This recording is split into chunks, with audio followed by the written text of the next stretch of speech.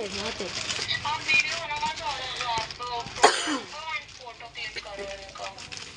ठीक है मैम।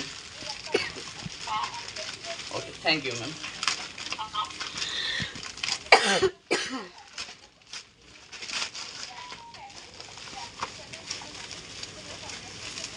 খুলবো? খোলো, সব খোলো।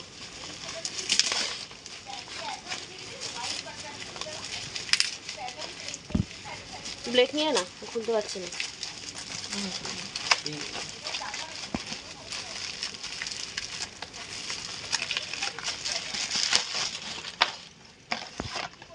দেখ কপিস 22 পিস থাকে এর মধ্যে, দেখে বলো কপিস আছে।